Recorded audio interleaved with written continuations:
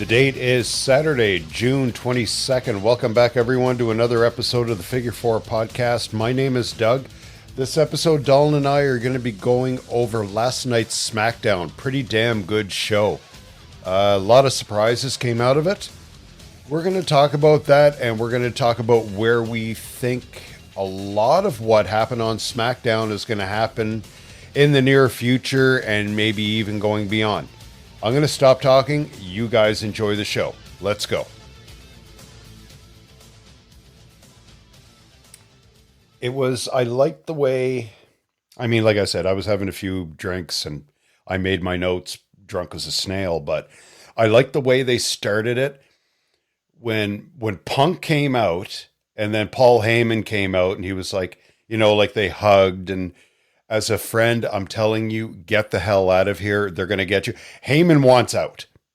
Heyman wants out of the bloodline. And you know what? This version of the bloodline is it's watered down. It's hard to describe this. It still makes for a good storyline, but the only reason it's making a good storyline is because of Paul Heyman. Because Paul Heyman doesn't want to be there anymore. And he thinks they're psychotic and they're violent and all that stuff. I don't think it's that much. I think Solo is trying to be a godfather now, and he's working with a gremlin. And he only made one or two grunts last night, by the way. And and I've said this to you before, they've cut down on his food after midnight and stopped getting him wet. They're working with a gremlin and a guy that has absolutely no charisma whatsoever. Yeah. So, Heyman is holding that whole storyline together.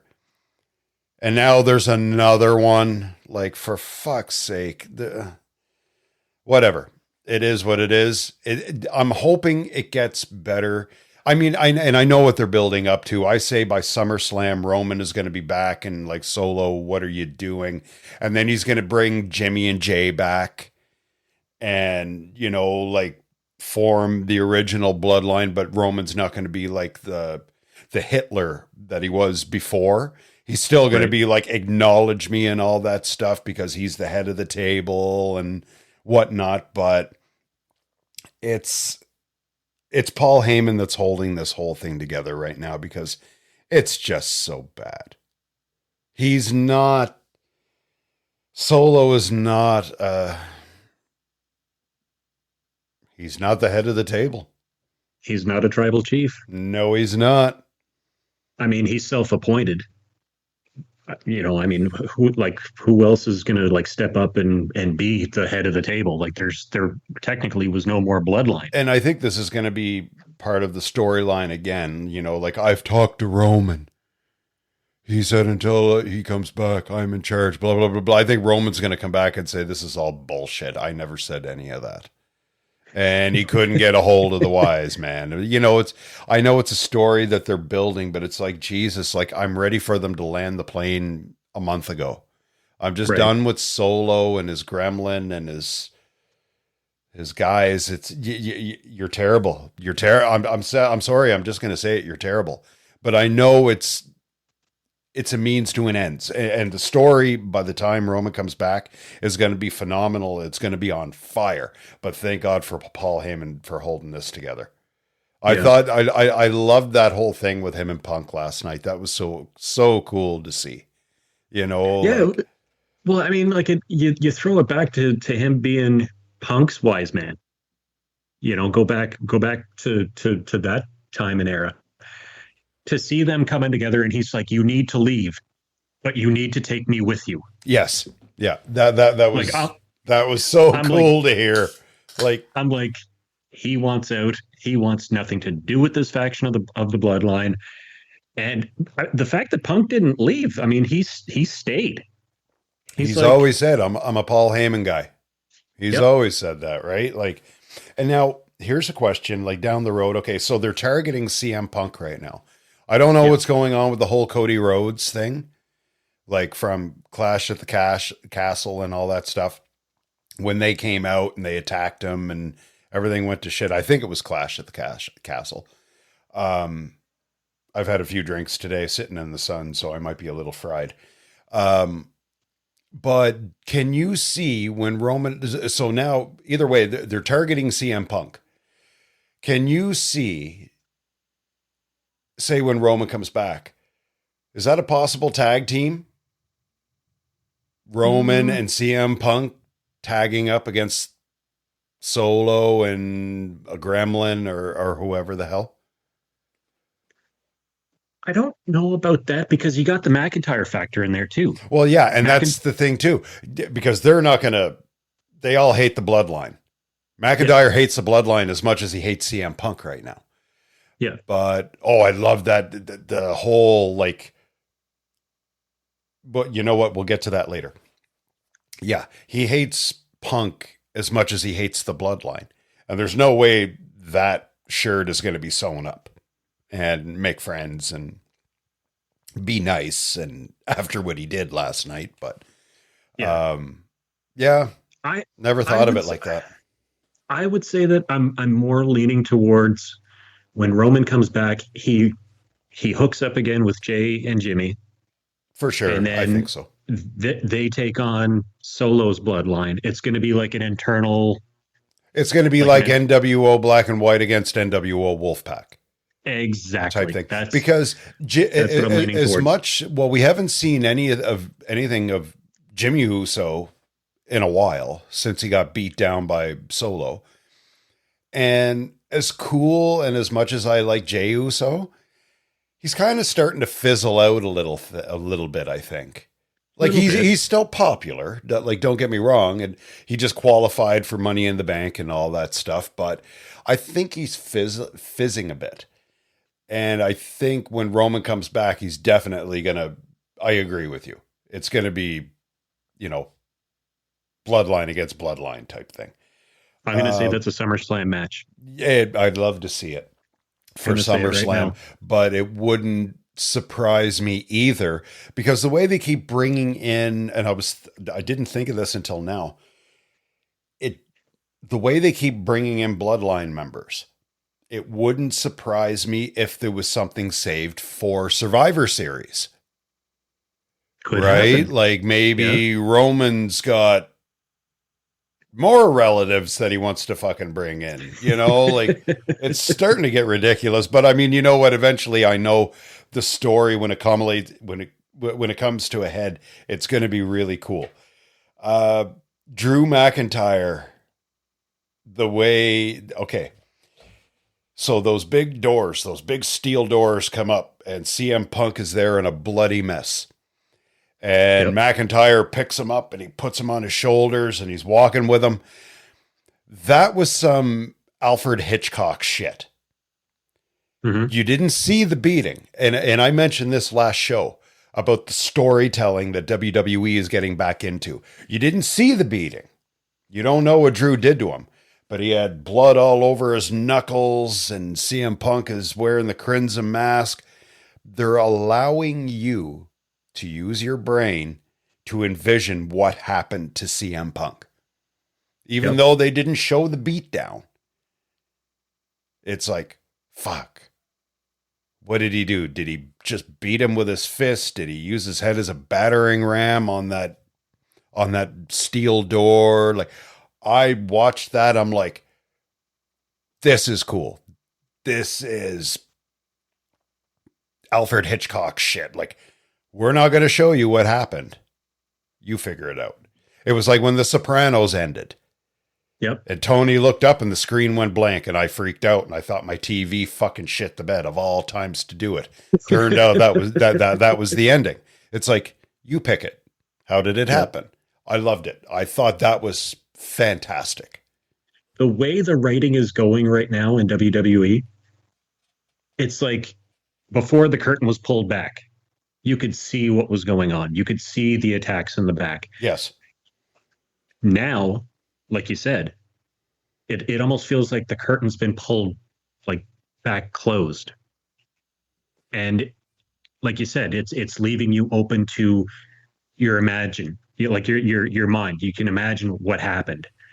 And you can totally get a feel that all of the Vince stuff, that PG era is Totally Oh, gone. it doesn't. There is you, nothing Vince about these shows the last couple of weeks. dude, you never saw color on TV. No, and you wouldn't because it was all PG, and I understand why he did that, but it forget the color, take the color out of it. It's just the stories themselves, and I go back to Clash at the Castle, and I go back a couple of weeks before that. It's the storytelling that I like. The storytelling is coming back, and if a match is missing something, you have to look beyond the match and you have to look at the storytelling. The story is what's the big thing right now. Like when we talked about Clash at the Castle and Sami Zayn and that little fucking meathead for the Intercontinental title. The story wasn't about Chad Gable and Sami Zayn for the Intercontinental title. It was like the Intercontinental title was secondary.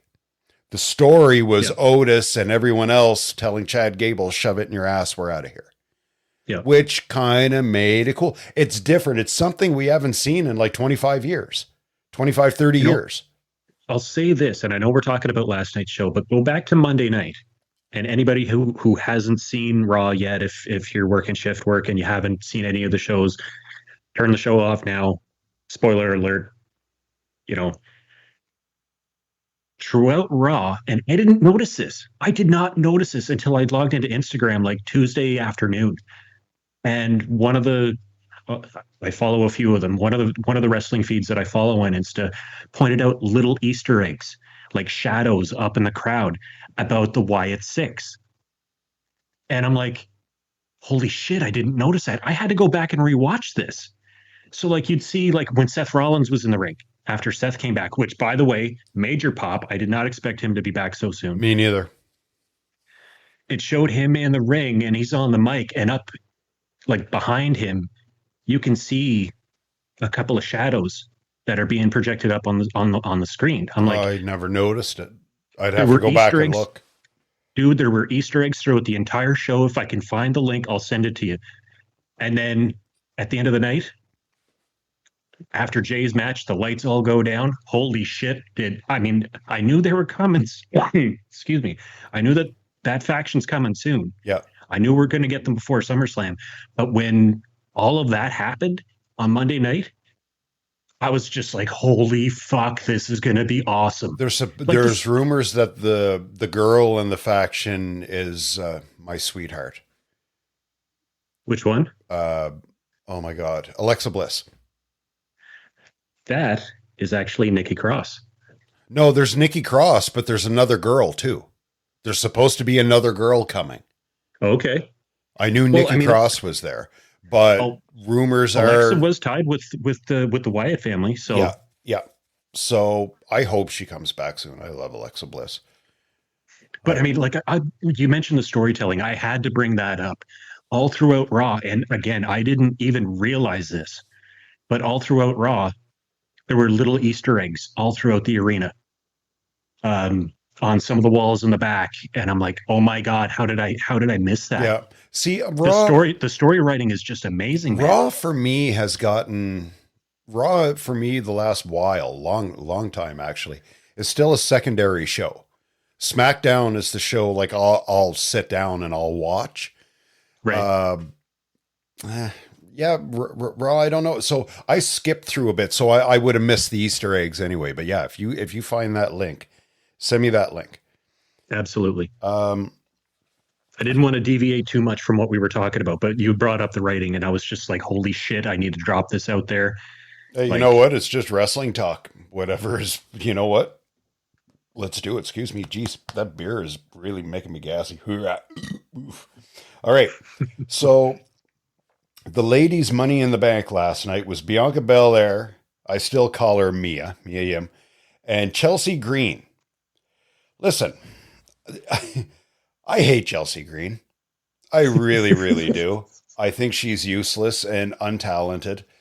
The best thing she's done since being in the WWE was that Clash at the Castle, when she came out with the luchador mask on, and they called her, what'd they call her? Nacho what? Nacho Green, I think. Nacho Green, whatever the fuck it was. She won last night.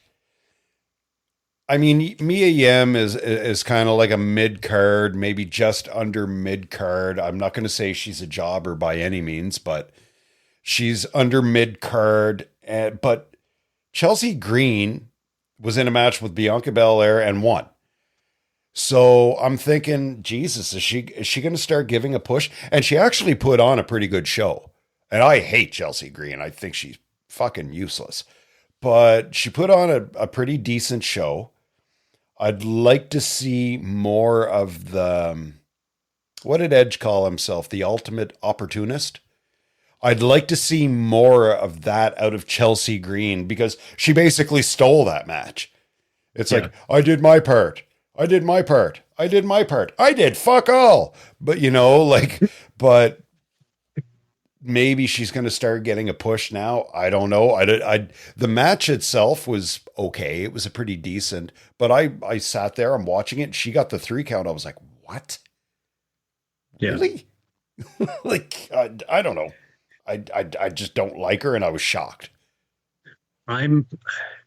I know, I think I told you this before. I'm pretty sure we talked about this. I fucking hate triple threat matches, and every single match going into the King of the Ring, going into Clash of the Cat, like I mean, any kind of an event, it's triple threat, triple threat, triple threat. I'm just like, how much of this are you trying to shove down our throats? Yeah, I gotta say that match wasn't too bad. It wasn't. That was actually a good match. It was pretty good. I'm the same as you. I hate triple threat matches. They're garbage. The outcome, it shocked the shit out of me. I will be honest. I'm just like, well, I mean, Bianca's going to wipe the mat with both Michin and, That's what Chelsea. I thought. And that's, again, it goes back to the McMahon era being gone where it was pretty predictable. And we've kind of become accustomed to that. Oh, Bianca's in the match. She's going to win. Oh, no. You know, so... Sorry, I didn't mean to cut you off there, but yeah, I totally agree with you. No, I mean for what it was, and I have to agree. I'm not the biggest fan of Chelsea Green at all, but the match itself as a whole, it was actually a pretty decent match. It was way better than I thought it was going to be, but the ending was great. Like Bianca, set the finish, and she went in and took it. Get out! No, it's mine. I liked it. Then they went from there to the men's Money in the Bank qualifying. Randy Orton, Carmelo Hayes, and Tama Tonga, the gremlin fucking guy. Tama Tonga, he's in good shape. And so is Carmelo Hayes. I looked at Randy Orton in that match. I'm like, he's a fucking monster compared to them. Yep. He could have blocked out the sun. He's got to be 280 pounds, 275 pounds. Randy Orton never looked this good. He's never. I was just like, holy shit, the size of him. And for a guy I don't even know how old he is. He's got to be 45. At least he's got to be mid 40s. I'd say around there, give or take. But I'm just I couldn't believe the size difference. He's probably in the best shape of his life. He is. I think he is. And he's got legs like tree trunks. Jesus Christ. His upper body is big. Yeah. But Christ, he's got to be squatting 600 pounds, 500 Easy. pounds. I would hate to be his fucking tailor, man. I wouldn't want to make his pants. In the match, I'm watching Tama Tonga. Okay, like I said, I was jotting down notes. Tama Tonga could not hold Haku's jockstrap. I'm sorry. He is just not a good wrestler at all. He's in great shape. We'll call him a physical specimen. He's got the facial looks. His father didn't need that. Haku didn't need that. Haku he was a legitimate tough guy. Haku had those chops, he had punches, he had clotheslines, he had drop kicks. That just a standing kick was better than Shawn Michaels' super kick. he was just Haku was an amazing wrestler. This Tama Tonga, I'm so over him. Like he's not good. I don't know. I think when he first came over, he was over in Japan wrestling over there. Maybe I can't remember the story, but I'm over this dude. I'm watching him in this match. I'm like, this guy is awful. He is friggin' awful. And he only made 1 or 2 Grenlam sounds last night, which was good. I will say this. Looking at that match now, you already brought up Orton is a giant in the ring against Tonga. Yeah, the dude doesn't age. Looking at those two, Tonga and Mello, I see those guys. I see the size of them compared to Orton, and I'm like, you have to bring back the cruiserweight division for those guys alone.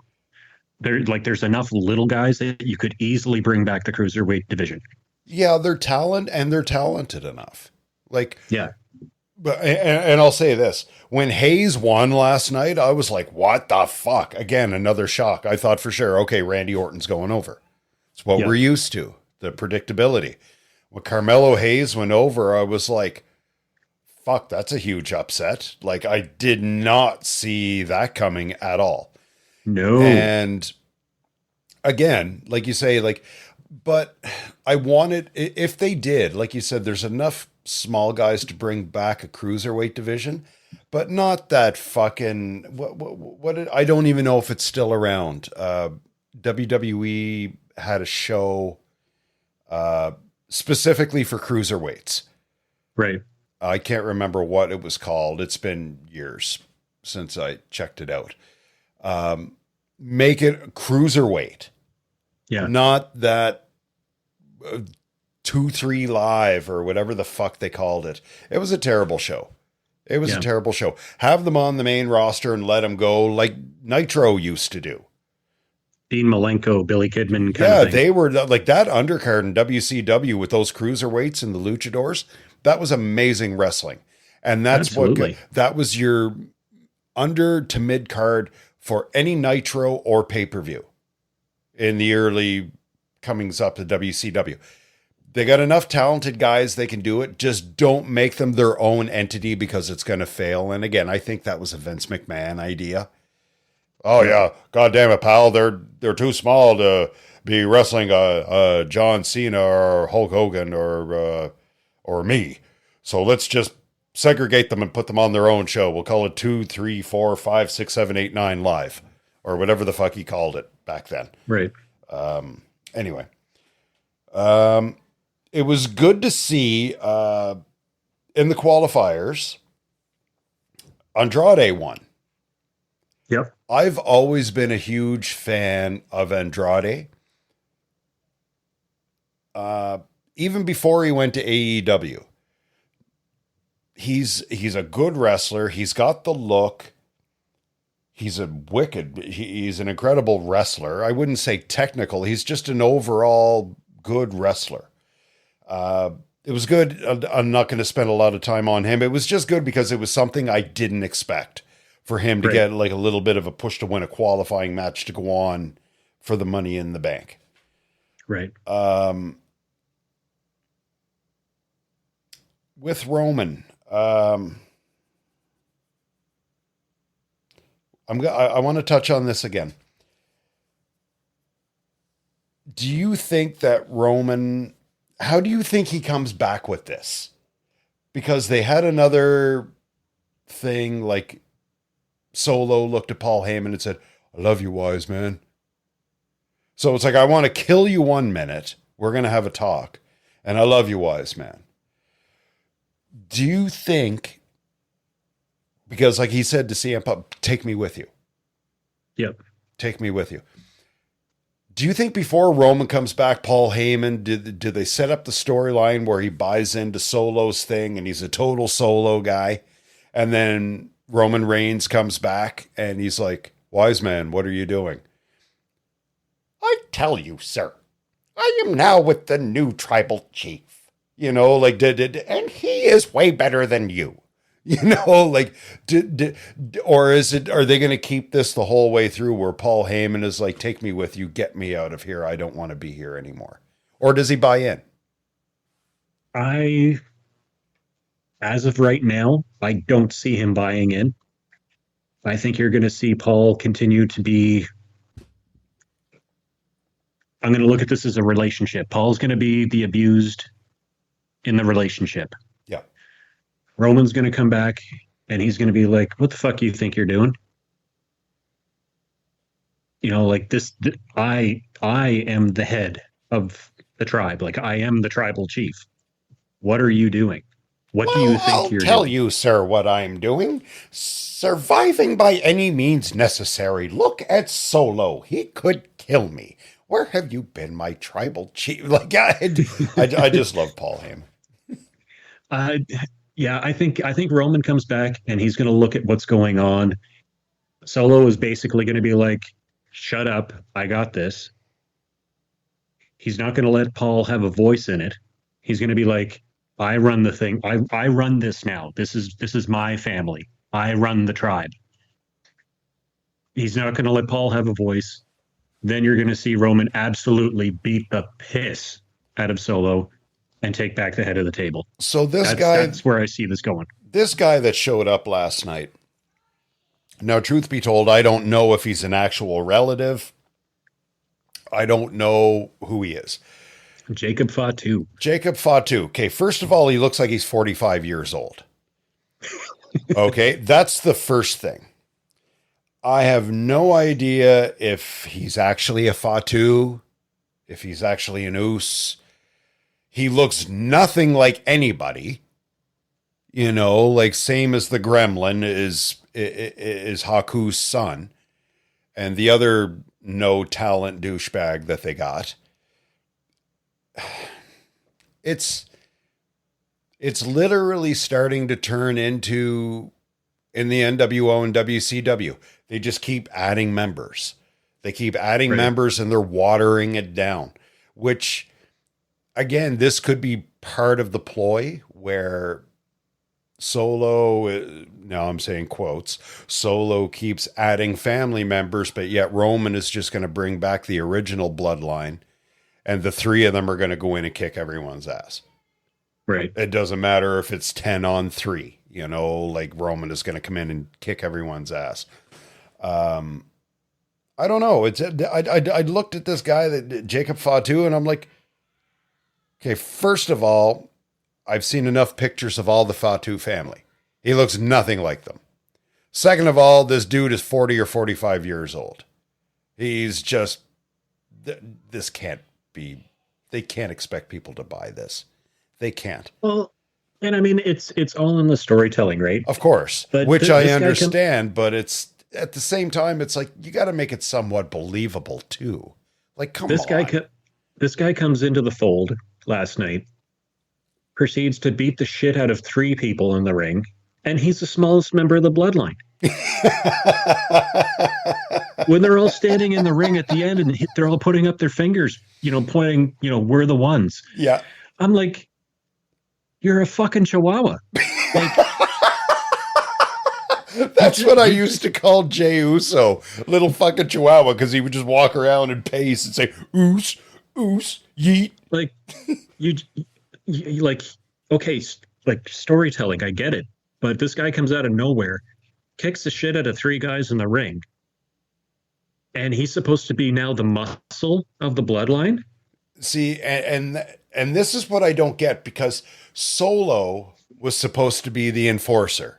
So Solo, right. But now Solo's the Godfather, so he's not the enforcer anymore. Yeah. So I don't know. It's like I said, it's silly, and I know by the time we get to the end of this story, it's going to be friggin' awesome. And there's kinks to iron out and stuff. And there's still no word. I've even, and I don't check dirt sheets or rumor mills or anything like that. I actually did to go in and see if there's an update on Roman's return. There's nothing. Yeah. There is nothing. The closest I saw was soon. Yeah. There's no update on Roman, but we're told it's soon. Well, soon could be August at SummerSlam. We're only in June right now, right? So I don't know. I mean, I know the story is going to come to a head, and wouldn't it be cool? And I'm still saying, when Roman comes back, is there a chance that Paul Heyman buys into Solo and says he's a better head of the table than you were and won't leave Solo, and like, or does he go back with Roman and then double crosses him, like give him a crotch shot? Oh, Solo, you are my head of the table. I acknowledge you, sir. Like the story can go a few different ways, and I know it's going to be cool. But we need Roman back because it's just the Bloodline is a watered down version, and it's not even entertaining. It's really not. It's not entertaining. I don't find it. It's just a couple of guys coming in, beating the crap out of guys, like 3-on-1, 4-on-1. By the end of the month, it could be 6-on-1. Right? Yep. Like, it wasn't, the Bloodline is not the way it was like whenever Roman was there. I don't like it. I mean, it's bad when they come into the ring and before Solo even speaks, maybe even before Paul even speaks, you have the fans chanting, "We want Roman." Yeah. Like it's bad when you wanted him gone. So Roman is now gone and now you want him back because of what's there. I said 2 weeks after Cody won the belt, I wanted Roman back. Yeah. But Cody is changing. It's like his character, Cody, at least Cody's character is starting to evolve a little bit. Yeah. He's not winking at teenage girls and kissing babies. He's okay. I got to evolve a little bit. I'm going to wear a nice suit and stuff like that. But I got to have a mean streak because I'm pretty vanilla. So at least Cody is trying to change. But this whole Bloodline thing is just driving me fucking crazy. Like I said, by the end of this month, there could be 8 members, 6 members. Could be. Easily. But again, I know it's going to, there's an end to the story. I know there's going to be an end to the story, but I don't know. What's your what do you think? Do you think the Bloodline is watered down like the NWO was in WCW, or am I the only one that's seeing this? No, I mean, I go back to the, like, coming on the end of WCW, like you had the LWO, you had the NWO, you had the Wolf Pack. Like there was so many different entities. And it did become watered down. It was just like, okay, so they're going against each other, but they're really the same family. So the belts changing hands really doesn't do anything to better WCW compared to the NWO. I mean, looking at it now, as far as I'm concerned, when Roman went away after he lost the belt to Cody, the Bloodline should have been done. You had Jay gone, Jimmy's gone. There shouldn't have been another Bloodline, as far as I'm concerned. Jimmy was still there. I think it was a week or two after that Solo, quote, kicked the crap out of him. Yeah. Or whatever it was. Like I said, I've had a few beer and been in the sun all day, so my memory could be a little off, but and again, this could be story. Maybe this is what it's leading up to. It's just, I think to take the Bloodline itself, that name, like I guarantee you they're not selling any merch, no. And that's, in wrestling, it's all about the money and the miles. And I guarantee you this version of the Bloodline, they're not selling any merch. They're not selling any merch at all. And I think it's going to take Roman coming back to, I'm not going to say inject life back into it, but it's going to take Roman coming back to at least make it believable again, if you can say that. And that's going to do it, guys, for this show. Just a quick one. Little Smackdown recap is what we did. Thanks for tuning in to the Figure Four Podcast. My name is Doug. We're going to see you on the next show. I'm out.